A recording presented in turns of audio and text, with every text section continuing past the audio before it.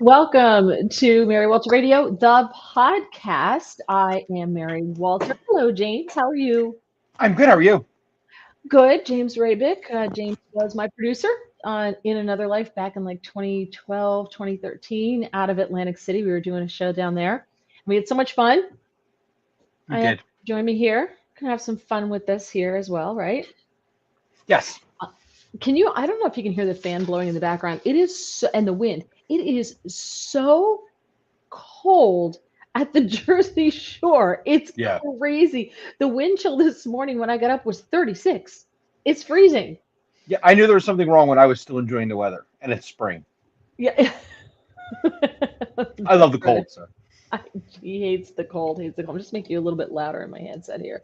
Um, so I had a hit today for Newsmax. We were recording a show, and I sat here. They had technical issues, and I sat in the seat here for almost exactly an hour. I think it was 3 minutes Oh, shy of exactly an hour. And the room that I'm in is in the northwestern part of the house on the first floor, and the house is 100 over 140 years old. So this room we've done nothing to. It still has the old plaster walls, which are really cracked and falling down, and so when the wind is blowing right at this room, and the oh, windows are 140 years old, and so you could feel the wind just blow through, right? oh I yeah. was freezing because I didn't want to put a sweater on because like it's the end of April, not everybody's at the Jersey Shore. Right. So I just had on like a 3/4 length sleeve top. It was light, and I was sitting there like this. I was so cold. I was rubbing myself because I was so cold. It was terrible. Why So is now I this have a person on a news hit with their teeth chattering? yeah.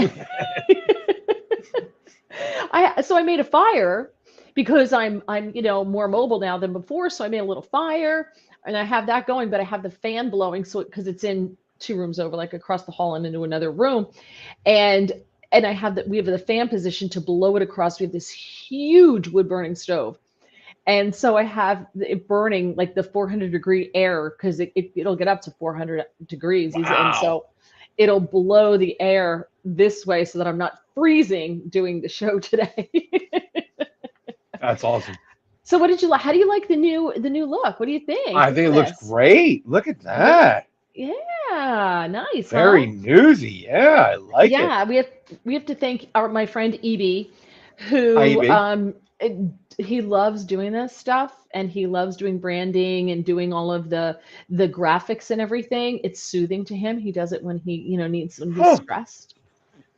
So he did everything. So thank you so much, Evie. And Yeah, this good is just job. the first of a couple of changes that are going to be coming. So this is just the first one. As a reminder, of course, if you're watching on YouTube, please like the video. If you have not subscribed, please do subscribe to the channel. There's even a bell there now that you can click and you will get notifications of our next upcoming podcast that we do. So don't forget to click and like. We would appreciate that. And I think we're up to 100 subscribers, James. I think we're up to Wow. 100. I know. We're Good doing pretty job, good. We're hanging people. in there. We're getting there.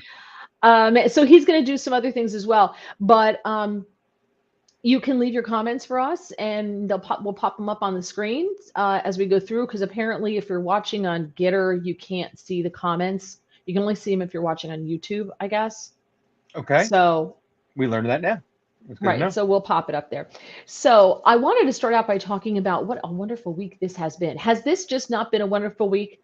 There was a piece in the American Thinker by Clarice Feldman. And by the way, before this gets posted to YouTube, because it takes a while for it to get posted, I will be putting all of the links in the description below the video here in the description, the links of all of the publications that I got these news stories from. So if you want to read them more in depth, because we're just going to kind of gloss over them.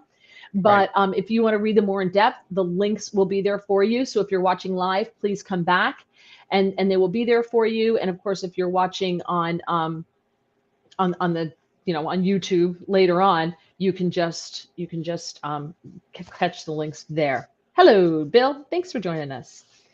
All right, so Clarice Feldman wrote a very interesting piece on American Thinker, and it's called "What a Week This Has Been." This has been an amazing week. It's been an amazing. This has been a very good week for the conservative side of things. The Okay. mask mandates, you had the Florida judge strike down the mask mandates, right? So you Right. had that going, saying that the CDC did not have the authority to implement to take away our rights, basically, which that's kind of nice to know that some unelected, oh, lost an earplug, some unelected group of bureaucrats at the CDC don't get to decide, which freedoms we have and which freedoms we don't. So that to me is a total win. That was Florida U.S. District Judge Catherine Kimball Mizell. And I just love the fact that they went after, oh, she's a Trumper. Trump appointed her, which I don't know why or when we started saying it's an Obama appointed judge or a Bush appointed judge or a Trump appointed judge. I don't know when we started to do that, because I thought that justice was blind. So it shouldn't matter who appointed you. Now, obviously, they're going to have different ideologies. I get that. But I truly don't care who appointed you if you're fair, which is your job. Well, it seems like they were pretty okay with Trump-appointed judges when they sided with them against the election results. They were like, "Oh, well, these were Trump-appointed judges, so obviously they're completely okay. I mean, Right. they must be right, right? I mean, Yeah, and both so sides do they it. certainly pick. I'm just saying they certainly picked their times. Right. And to be They fair, picked their both times, sides, but it's okay. yeah, and both Yeah, sides do it. yeah, of Republicans, course. the left side does it as well. So the right Yeah, and the left. yeah. So, but of course, now you have areas that are putting in their own, because they have their own fiefdom, so they're putting in their own little mask mandates. I mean, even I think New York City still has it on the subway, but seriously, on Yeah. the subway, catching COVID is the least of your worries. I used to ride the subway all the time when I was working in New York. I got on the subway, learned how. Ellis Henneken, a liberal by the way, taught me how to ride the subway, and once you figure it out, it's so easy. The New York Inconvenient. City the New York City subway is so easy. Like I rode the subway in DC. What a disaster that thing is. You can tell it's in the nation's capital because they have peak prices and off-peak prices, Hmm. and it depends on how far you're going as to how much you pay. So they have the board where you buy your ticket, where you put and you can only use a credit card. You put your credit card in, you buy your ticket.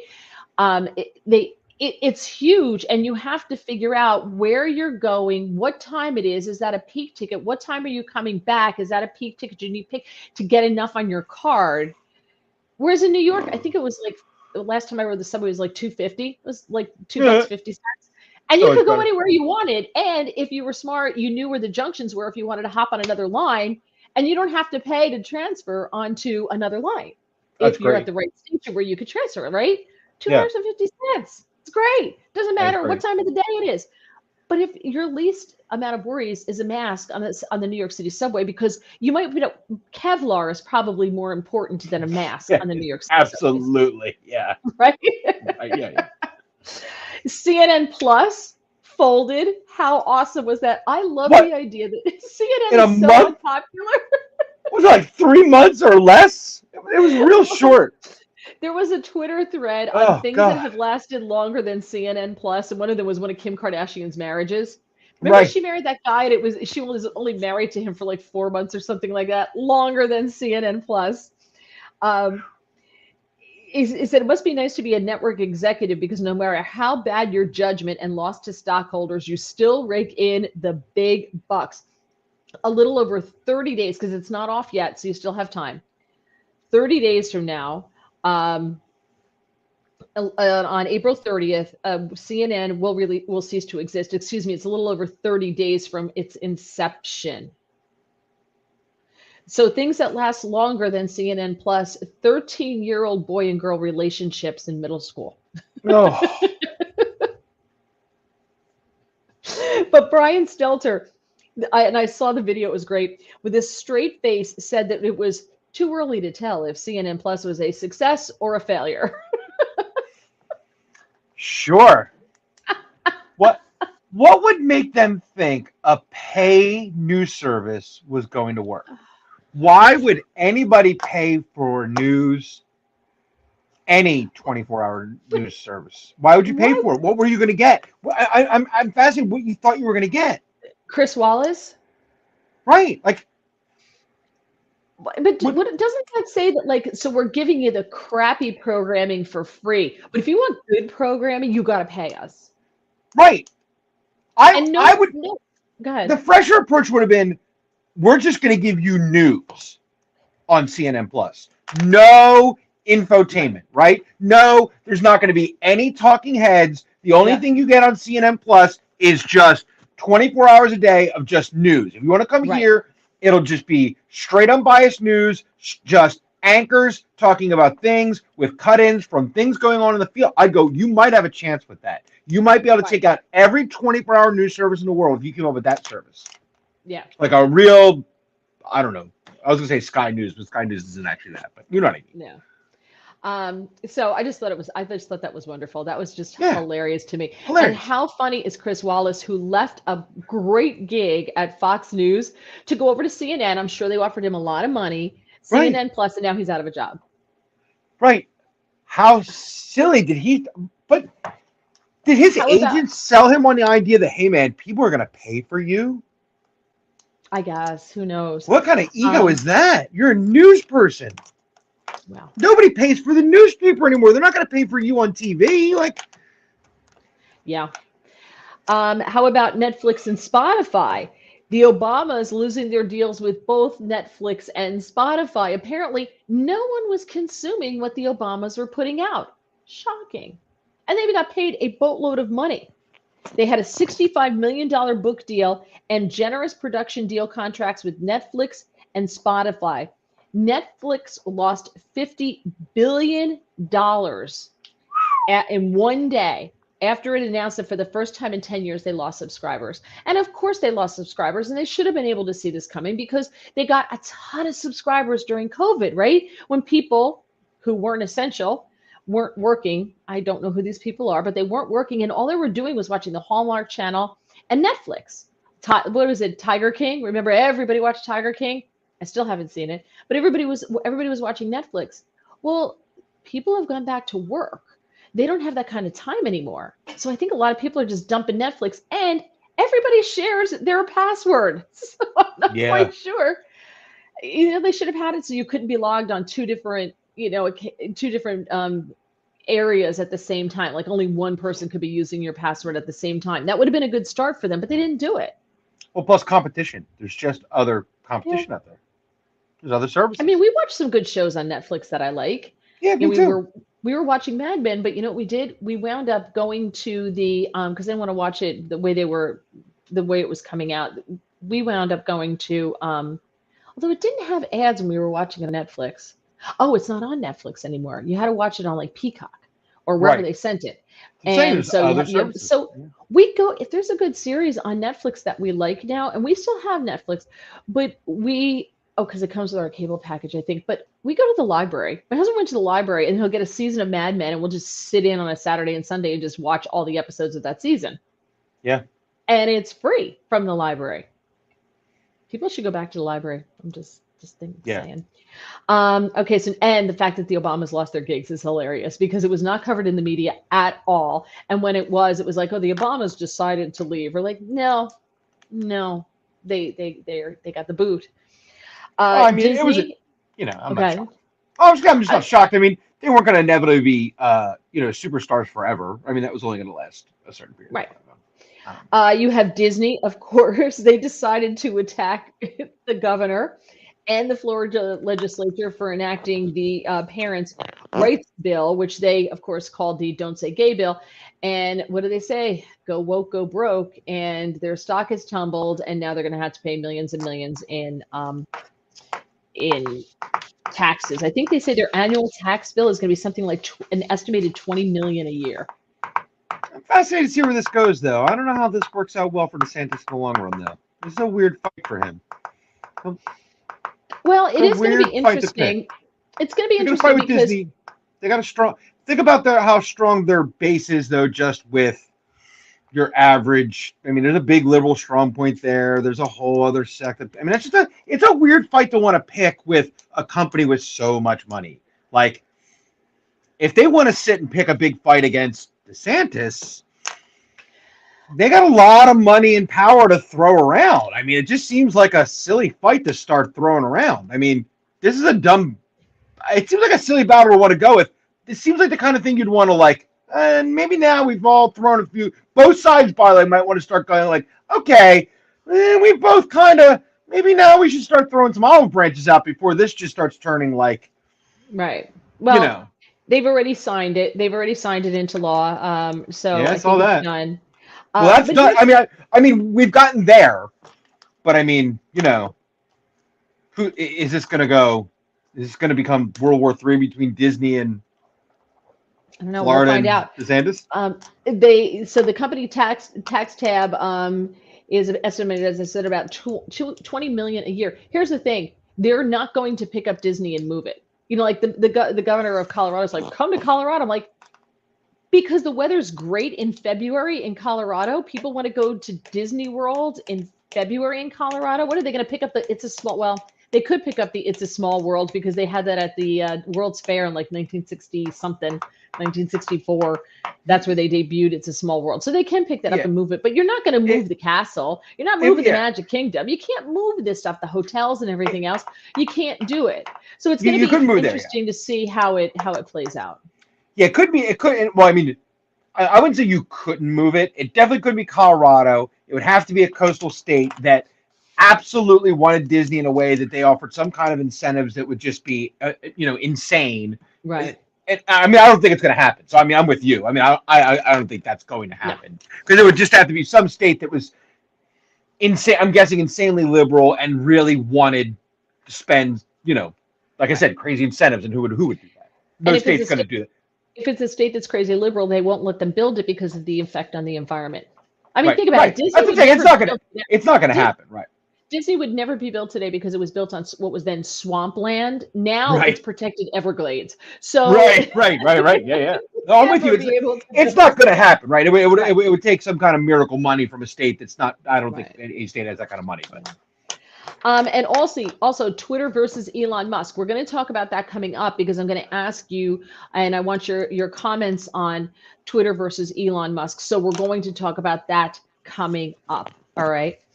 I'd like to go now to, and I just want to pull this up as I talk to you. I want to talk to you about John Durham because there's something very interesting in this John Durham filing that I found. I'll pull it up. Here it is.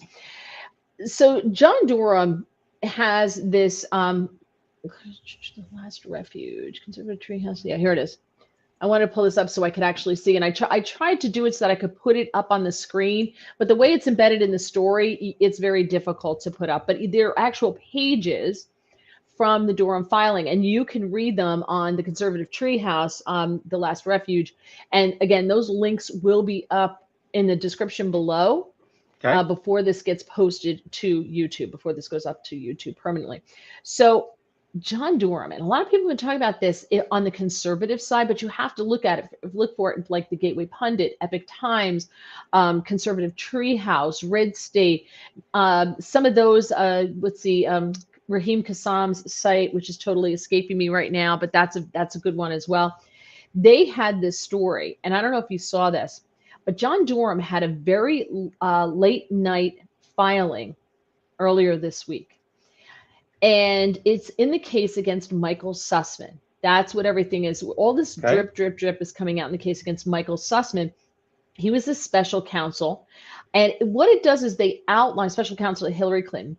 He outlines what he calls in this filing, quote, a joint venture between the Clinton team and allies to fabricate a Russian collusion conspiracy theory against Donald Trump in 2016.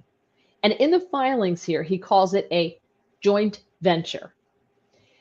Durham is focused on the people outside the government who fabricated the information. He has not touched anybody inside the government within any of his filings, with the exception of James Baker, the former FBI counsel, legal counsel, who is a witness and has testified, we know, for 3 days in front of a grand jury, which is probably why you have not seen him on CNN or MSNBC. Anybody else notice Right. that? He's gone. He's Right. disappeared from TV. He is nowhere.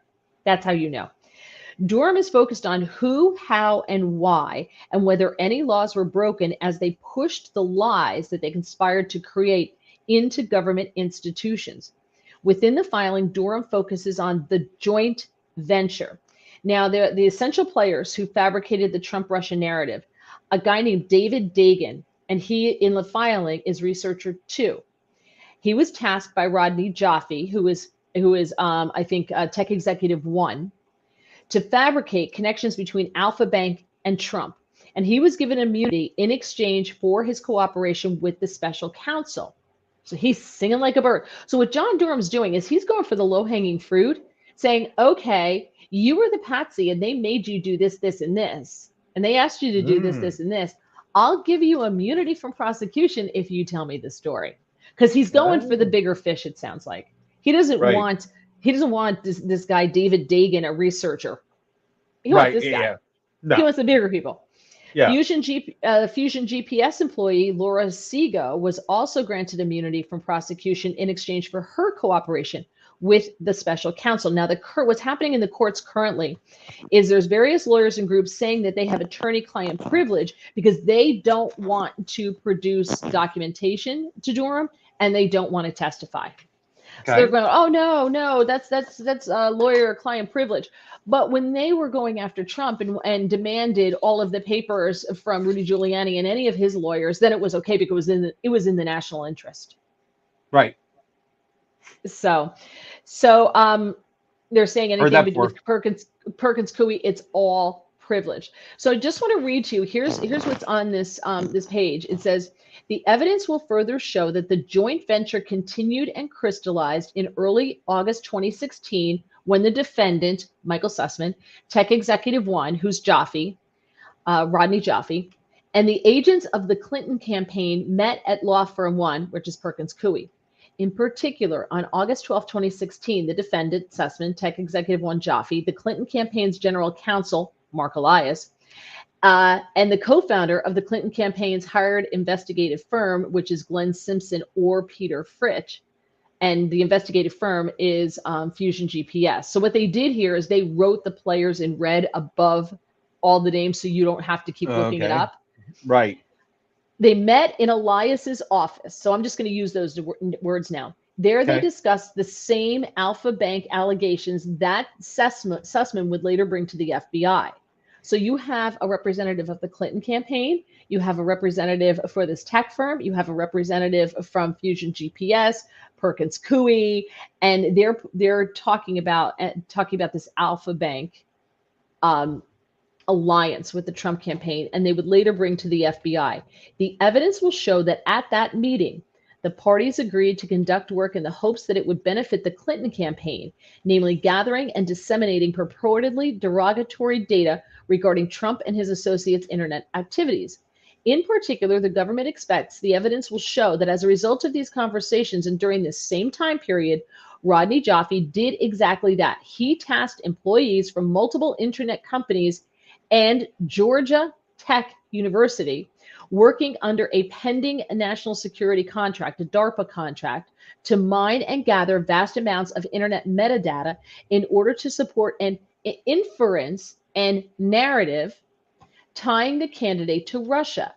Calendar entries reflect that as he obtained the results of these taskings, Jaffe conducted further communications, meetings, and calls with Perkins Coie, including an August 17th, 16 call with Sussman and Elias, an August 19th, 2016 meeting with Michael Sussman and Mark Elias, and a September 8th, 2016 call and meeting with the defendant, Michael Sussman, all of which the defendant billed to the Clinton campaign. Now, he's in trouble because he's been charged with lying to the FBI, because when he went to the FBI, we know that Jim Baker testified, or they know from the paperwork, that he said that he was not working on behalf of anyone. He was just a concerned citizen who had this information. And so he wanted to get it to the FBI. Oops. That seems, yeah. Uh-oh. Yeah. At 2:01 a.m. on August 12th of 2016, Glenn Simpson of Fusion GPS emailed Sussman, meeting in the lobby in the morning, ? Deferring to his plan to join the defendant, Jaffe and Mark Elias, for the above referenced meeting. And it goes on, and you can read more of that there. But it's so interesting, and they make it super easy to read, which is great. Right. So it's a really great. We also have Durham issuing subpoenas to members of the Clinton campaign. So that link will also be in the description below. I'm finding it hard to believe that the Clintons are this shady. Really, just finding it so hard to believe. Let's see. Now, Redstate has an interesting piece, and I'll put the link in the description below. But he talks about the author here talks about how this is a trap. Durham sprung a trap, and the Clinton campaign walked right into it because two filings put forth by the Hillary for America campaign and Fusion GPS. Sussman wants them to testify, and he wants paperwork from them. But they attempted to assert attorney-client privilege over the material that Durham's prosecution of Michael Sussman is seeking to get its hands on. So the question is, how could Sussman both simultaneously assert he was acting on his own accord, as we just talked about, and not being paid by the Hillary Clinton campaign, and at the same time having her campaign and Fusion GPS assert attorney-client privilege over those communications? Right. It can't be both. No, definitely not. So what Durham did, because in one case Hillary for America saying Sussman was just giving us legal services, and in the other they're saying Sussman wasn't being paid for legal services. And remember, Hillary's campaign got dinged for reporting Sussman's services as legal fees when they weren't legal fees. Remember? That's so shady. Yeah, but they said Durham has backed Sussman and Hillary for America into a corner. They have nowhere to go without admitting they lied. It's clear that the work Sussman was doing was not for legal services. He was not being paid by the Hillary Clinton campaign. He was being paid to dig up dirt on Donald Trump. That's what the Hillary Clinton campaign was doing. All right. How long do you get to go before you have to admit you lied, I wonder? What do you mean? No, I'm just saying, I'm going to wonder how much longer their rope is before they have to admit they lied. Here. Oh, yeah. Well, it's Hillary Clinton, and she's used to getting away with everything. Hillary She Clinton, is pretty good at that. Yeah, she is. She does seem to find a back door, doesn't she? Yeah. There's so many questions about the Clintons in general. I mean, every time somebody dies under mysterious conditions, everybody wants to know where Hillary Clinton was. There's a reason it has for become that. a big pop culture joke, doesn't it? Right? Yeah. I mean, whatever happened to the investigation into Epstein? And well, I mean, look, we all want, that? And by the way, the 3 or 4 people that now have died around that case that have just like, yeah, well, I guess we just accepted they're all just dying. It's cool. It's all right. All these people are very unhappy, so they committed suicide. Right. Okay. They're all just very unhappy with that case. Yeah. So regarding Hunter Biden, we know that Joe Biden, we knew that came out in the news, that Joe Biden met with Hunter's closest business partner, at least 19 visits in the White House, according to the White House laws. That's what's in the law. But I mean, there's a lot of people in the White House. Come on, you're being silly. There's a lot of people they could be in the White House visiting. I mean, anybody could be talking to a security guard. I mean, go to the cafe. You have to put down who you are meeting and where you're meeting them. So these are at least 19 visits to the White House that where he said he was meeting with Joe Biden or someone else on Joe Biden's staff, the vice president's staff. Oh, you see, had somebody on his staff. See, so it's not Joe Biden. Right. Yeah. Well, it did include there is documentation of a sit down with Joe Biden in the West Wing. Oh, that's Eric. Yeah, Eric Schwerin. So there's a lot of questions about this, and it's all so incestuous. Oh my gosh, it's so ridiculously incestuous. And if you go to the link, White House logs show Biden met with Hunter's partner. You've got this guy Eric Schwerin meeting Evan Ryan, who was Vice President Biden's assistant, and Evan's a girl, for intergovernmental affairs in the executive office building right next to the White House. And that's where the vice president's office is. He winds up marrying her. So it's all so incestuous. It's ridiculous. There is now attorney-client privilege if a crime was committed. Yeah, only for the Clintons, though. Wikipedia. Well, there's a lot of that in Washington, but definitely for the Clintons. Yeah. Oh, yeah. Yeah. Wikipedia editors removed the entry for Rosemont Seneca Partners. That was Hunter Biden's one of his dicey firms. They said that they deleted it and that it was not notable, so they archived it. It's like nobody cares. It's like that professor who, when she was asked about CNN, trashing all the information about the Post, and she's like, who cares? Nobody cares about that. That's why we don't address it. Nobody cares. Yeah. So if the elite don't care about it, find it not interesting, we just archive it, get rid of it. So they have done that. Jeez. Yeah. The co-founder of Wikipedia, Larry Sanger, said that it's moved so far left in recent years that the site can no longer be trusted and it has become propaganda. Wikipedia. Just remember, everybody, I hated the messenger, but the messenger was right. It's a swamp. It's a big old swamp in Washington. A giant swamp, a cesspool of these people. And this is the cesspool he was talking about. I mean, you just keep uncovering more of just, I wasn't connected. I don't know who these people, yeah, you know who these people are. You met these people and it's on paper. And then, oh, I guess it's on paper I met. You remembered meeting these. You just can't. Every day it's this. Every day. Every day you'll find out. If you dig up, didn't we do something like this? I feel like on the show, like a couple times where like we picked a different politician and then we found like some reason to prove that they lied about something for a couple times, or somebody asked us to do this. Like we could do it like with almost like any politician. Oh yeah. Yeah, I mean, it's just you just keep digging for a minute and you go, see, I told you, they're liars. Yeah. It's just a swamp. It's a swamp. He's part of this swamp, and was anybody going to doubt that he lied? Oh, well, it depends on who it is. If anytime Trump opened his mouth, he was lying. Biden's a saint. That's just Uncle Joe. It's a gaffe. It's a gaffe. That's just Joe. You know, crazy Uncle Joe. Just one more Hunter Biden story. And I don't know if you saw this. Fox News had this. So you know that Hunter had a relationship with Hallie, who was his brother Beau's widow, right? Right. We all know this, and everybody's like, oh, yeah, whatever. And he talked about it in a memoir he wrote in 2021 called Beautiful Things. And he explained that he and Hallie started a relationship in 2016, about a year after his brother died. He said he convinced his dad to issue a statement condoning the relationship in 2017 because Joe was a little reluctant about that. What a screwed up family. What an amazing, it makes my family look so normal. Rich people, huh?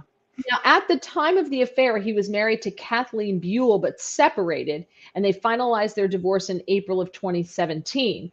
Maybe that's another reason your dad didn't want to come out and condone the relationship, because you were married to somebody else at the time. Kind of a touchy point. That's back when Joe had scruples. But during the same time, while he was living with Hallie, he started a sexual relationship with Hallie. So this is his brother's widow that he has a relationship with. He started a relationship with his brother's widow's older sister, Elizabeth, in addition to the former stripper, London Roberts, who then had his love child, and he never even remembered being with her.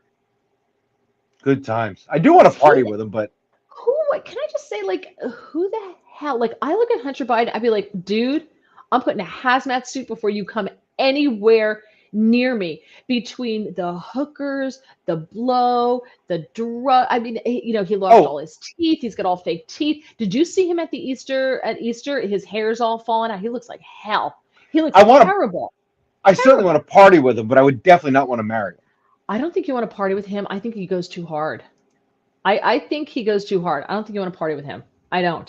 You probably forgot some of our old stories, but anyway, that's all silliness. We'll skip all that. We can just move on. I cannot believe he's married again. That's hard to believe. Yeah. Who finds the drug-addled guy attractive? The drug-addled guy with no teeth. Who finds that attractive? Money, power. Women with low self-esteem, strippers. Money, power. Women with low self-esteem. It's got to be. So here's the thing. Fox broke the story that according to an email sent to Hallie, his brother's widow, an email titled, "You need to get tested for HIV, Hallie." Jesus. Oh, boy. He demanded that she get tested for HIV and inform him of the results that day. The email also accused Hallie of turning Hunter's niece against him and called on Hallie to seek serious long-term professional help. The crack addict is telling you to seek long-term professional help. And he's upset that his niece, his deceased brother's daughter, is upset with him for banging her mother and her aunt. Look, I have issues with you and your aunt, uncle, person. Yeah, I mean, it's crazy. You need to inform me of the results today. I am getting tested today. I have been sick, scared, Hallie, and you hang up on me. The love you give is so disturbing. I love you, Hallie, even when you're cruel. Get tested, in all capital letters. Get tested and tell me results today. In an earlier email exchanges that same month, Hallie called Biden a passive-aggressive a-hole, and Hunter advised her to focus on your sobriety. Hunter wrote to her in July of 2018, I hope you have someone to turn to in bed in my brother's house, and that act of love can be for him or her or them and not a secret someone. And don't feel as if you lost the two best men you or anyone could have ever dreamed of. Oh. Oh. Dear God, I've made some mistakes in life choosing, men. Sure. But never that. Nah, that's a rough one. This is why I love 90 Day Fiancé and I love Married at First Sight and things like that, because compared to these people, I make really good choices. Look, I've said my standards were yes, followed by personality, followed by looks. And right. I've never even done the equivalent of anything as bad as Hunter Biden. Yeah. That's just terrible. Then again, that bar is pretty high. So, okay, let's talk about 2020 election. There's an investigation going on in Georgia, and there is an article, Just the News, John Solomon's organization has been following this. Again, this will be in the comments at the bottom. They received 4 subpoenas through an open records request, and it shows that the state elections board in Georgia and Secretary of State Brad Raffensperger want the identities of any suspected participants in ballot harvesting, including a whistleblower who's only been identified as John Doe. Who gave an interview to an election watchdog called True the Vote. And they go through and they have analyzed, and we talked about this, they have analyzed millions of hours of video at Dropboxes. Right. And they got cell phone records, and they because apparently anybody can get the cell phone records and the pings of where these phones are going. And they tracked the cell phones, and they went back to some NGOs run by Democrats, and then would leave and then go to all these drop boxes. All right. So the documents were delivered to the election to True the Vote, as I said. So they are now looking for the information of who these people are. Who is the whistleblower John Doe? Now, I think he should get immunity. He came forward and said, you know what? I got paid. He alleges that he got paid for every ballot that he stuffed into a Dropbox.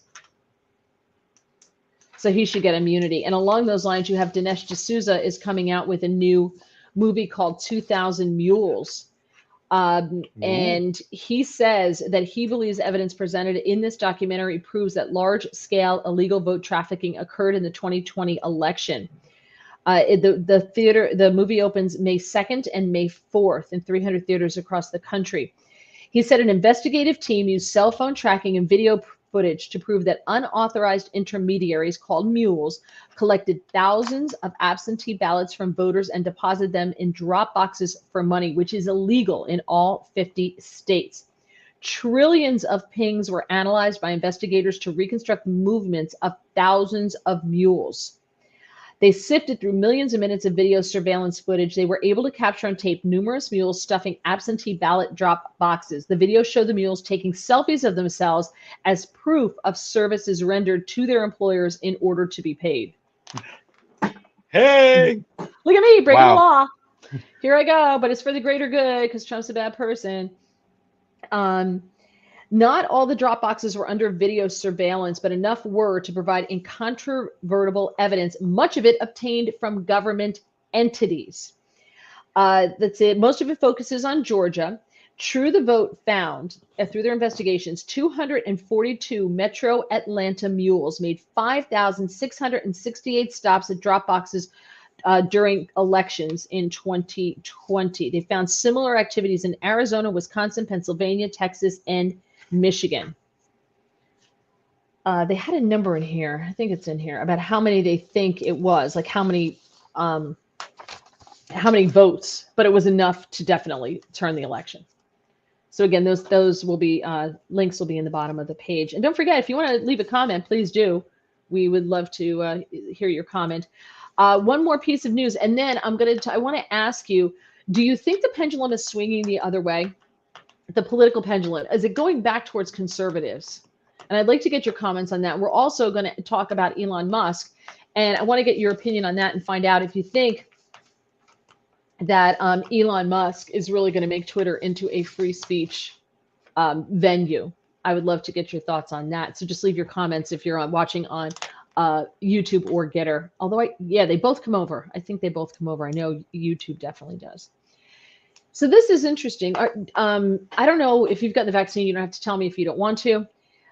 But they found this study was done with health agencies in Finland, Denmark, Sweden, and Norway. Now, the reason they go to those countries is because they have nationalized systems, right? So they get the medical records, like they can go through all these medical records. They found that the rates of myocarditis or pericarditis, which are two types of heart inflammation, are above the levels in vaccinated people, are above the levels in the unvaccinated people.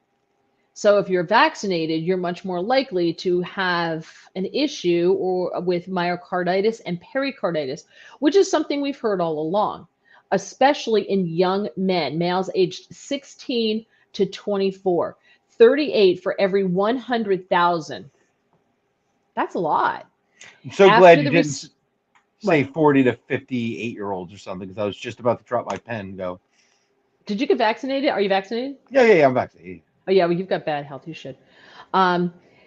These extra cases among men 16 to 24 correspond to a 5 times increased risk after Comirnaty and 15 times increased risk after the Spikevax. Comirnaty is Pfizer's, Spikevax is Moderna. Rates were higher among the age group for those who received any dose of the Pfizer or Moderna vaccines. Rates were elevated among vaccinated males of all ages after the first or second dose, except for the first dose of Moderna's for those 40 and older and females 12 to 15. So I don't know which one you got. What'd you get, Pfizer or Moderna? What'd you get? Pfizer. Oh, yay. Congratulations. The best part of it is you cannot sue if anything bad happens to you. And my ticker feels great all the time. I never feel like I'm in danger of a heart attack. So, well, that's good. You're not one of the ones, you know. No, I'm just kidding. You know, didn't we talk about this on the other day when I just had a little that's right, medicine? right. I had a medicine reaction. I had this real bad, massive, right. super blood pressure spikes. It went out of control, and I'm like, man, this seems real rough for a medicine reaction. I had this massive blood pressure spike that was just days and days of my blood pressure and, you know, stroke levels. Yeah. And I'm on two blood pressure medicines. So, yay. Yeah, Thanks. Thanks, Pfizer. Yay. It's getting dark in here. I have to get up and turn the light on. It's getting dark. The sun's going down. It was so bright out. I left the shades up, and now it's getting dark. Okay. So I asked the question if, paid by Zuckerbucks. Absolutely, Al. We know you're going to find that Zuckerberg and his money that he dropped in absolutely turned the election in 2020. Absolutely, 100%. Okay, so the LA Times endorsed a Republican in one of their races. They did it for the endorsement of Republican Lanny Chen for controller of California. Ooh. The LA Times editorial board they said they did this because, quote, the controller should be as independent from the party in power as possible. They say the person who cuts the checks that keeps government running and also holds the power to audit agencies that spend state funds should be, and they say that Chen is a sharp thinker with experience analyzing large financial systems, and experience in that would be useful to look for waste, fraud, and abuse that's happening in California. So I ask you, is the pendulum swinging, swinging the other way? What do you think? Well, I would just like to hope there's a rational revolution. You know me, the unpolitical party affiliated. I would like to hope there's some more rational politicians coming out there, right? That's what I want to see happen in the world. So if it's swinging a little more conservative and, you know, a little more toward the center, and we get some rational politicians in there, you know, I mean, I want to see the Mitch McConnells of the world gone, you know, the Nancy Pelosi's gone. Let's get those big, you know, people who've been in there for 55 terms, but we can get more Right. Dan Crenshaws in there. And I wouldn't mind Yeah. getting a Tulsi Gabbard thrown in on the left once in a while. Some more Yeah. people that I can tolerate that are, can speak sentences and, Hmm. who could work together. I don't want to see, 90 conservatives and 10 liberals. I wouldn't mind having some people on the left who can speak English and work there. But yeah, I would, if it's going to swing a little toward the right again and back to some common sense, okay, Yeah. you know. Yeah. I had to tell you, I think it's happening. And what the trigger was, the domino that tipped, that I think is leading to all of this, was you had a culmination at the same time, the perfect storm of parents being told, we own your kids. You don't have a say in what happens, and you don't have a say in what we teach your kids. And it doesn't matter whether you have a D or an R after your name. When you're talking about your kid, parents will lose their minds.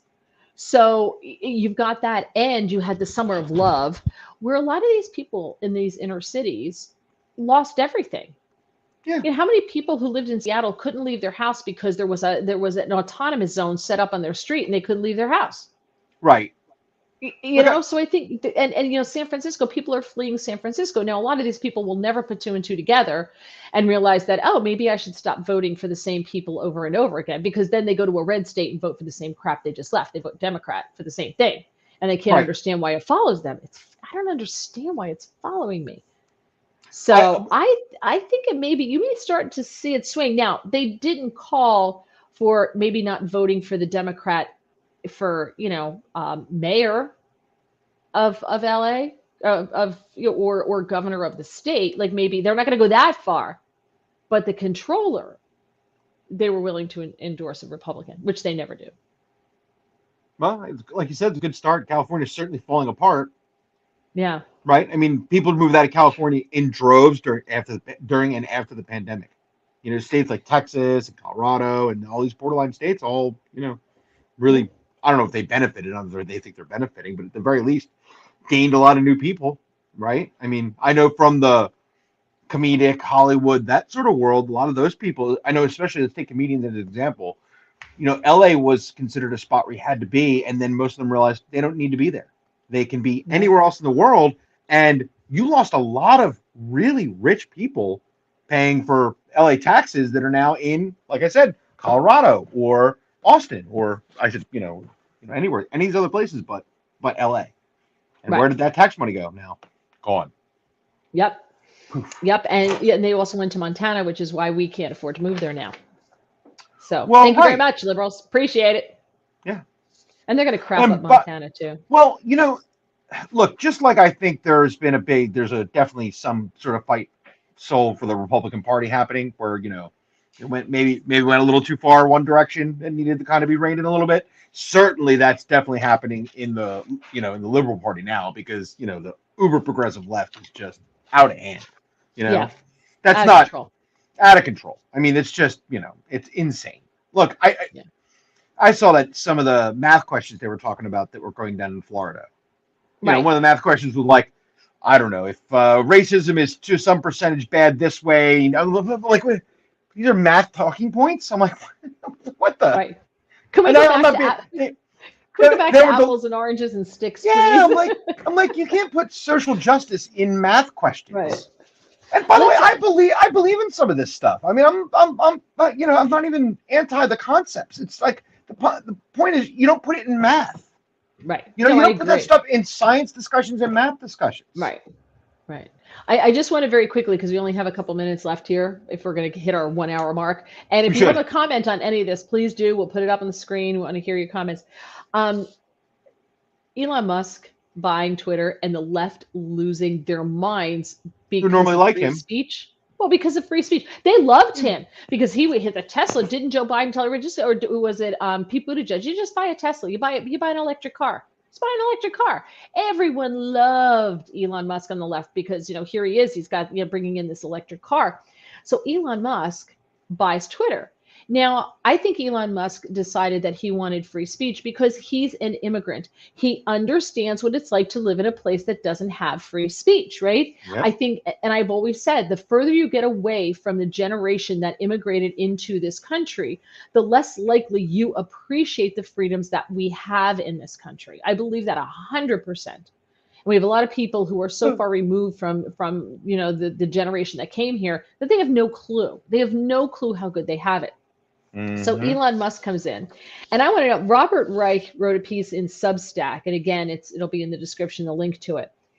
And it's hilarious because when Jeff Bezos it's like they don't think these things exist. Somebody went back and got Robert Reich's tweet from when Jeff Bezos bought the Washington Post, and he praised it and how this is a great thing, for journalism in America. And then versus Elon Musk, like, oh, it's the world's going to end, and it's going to be horrible and terrible, and he's a threat, and it's going to be Nazis taking over Twitter, and we shouldn't allow these rich oligarchs to be able to buy a big company like this. But he was okay when it's Jeff Bezos. But he says when billionaires talk about freedom, watch your wallet. He says that when billionaires like Elon Musk justify their motives using freedom, beware. They will actually seek freedom from accountability. They want to use their vast fortunes to do whatever they please, unconstrained by laws or regulations, shareholders, or even consumers. Okay. Now, I think that's how Democrats work. I think there are, and there are some people who have a ton of money on the right who like that power. I get it. Mitch McConnell, I'm looking at you. I understand that. I just don't think Elon Musk is that guy. I just think Elon Musk is like he has total FU money, And so he's like, okay, you won't let people on your platform, which I think is wrong. So I'm just going to buy it, and I'm going to let everybody on. I'm going to make it free speech. Do you think he will really do that? Yeah. Yeah. Here's what I'm going to tell you. The same thing I think that Citizens United is to politics. The bot problem that you have in the social media world, that's what's going on here. It's not whether Trump comes on and says something or somebody talks about alternative medicine to COVID. That's not the problem. Okay, we can figure that stuff out on our own. Okay, we can all have our own debates and make our own things and decide if we like Nazis or don't like Nazis. What you have to worry about is other countries coming in with their bot farms and trying to influence and start fights within our own people. Okay, yes. Let us fight ourselves and let us have arguments with humans. But having robotic things come on and start fights with our people to sow dissension in the country, that's a legitimate problem. And if that's what Elon Musk is going to take on and stop so we can have actual free speech on Twitter, then I am all for it. That's the free speech we need to worry about. Right. We need to be free of those problems. So I'm sure he's first. So yes, I think he's going to try. And I do think he's going to try. So sorry. Yeah. There's a rancher in Texas who has offered Elon Musk land. I think it's like 100 acres, part of his ranch. Anyway, he's offering part of this ranch. He owns all this ranch land north of Austin, and it's an area that's growing. But right now, because Dallas is going to grow south towards Austin, and right now it has affordable housing. He's like, bring Twitter here, move Twitter. He's giving him the land, which Elon can buy, but he's going to donate the land. And he told Twitter, come here, relocate here, because he knows it's going to bring jobs to Texas, because those people aren't going to want to move to Texas because they think that, they go, oh, guns, Donald Trump, and they don't want to come. And I think Elon's going to clean house too with a lot of them there. So he offered that. But one thing that I wanted to talk about, so I did not know this, but when Homeland Security Secretary Alejandro Mayorkas was testifying yesterday, we found out that there is a disinformation governance board that has been recently created. It's very Orwell. Disinformation governance board. It was created right after Musk bought Twitter. This is the federal government's way of stopping people from having free speech. It's to combat online disinformation. There's no such thing as disinformation. There are lies and there's the truth. Right? Yeah. There are, and there's people who say, well, it's my truth. No, it's not your truth. It's either the truth or it's not. It's not your truth. That's total BS. So he said, there is disinformation.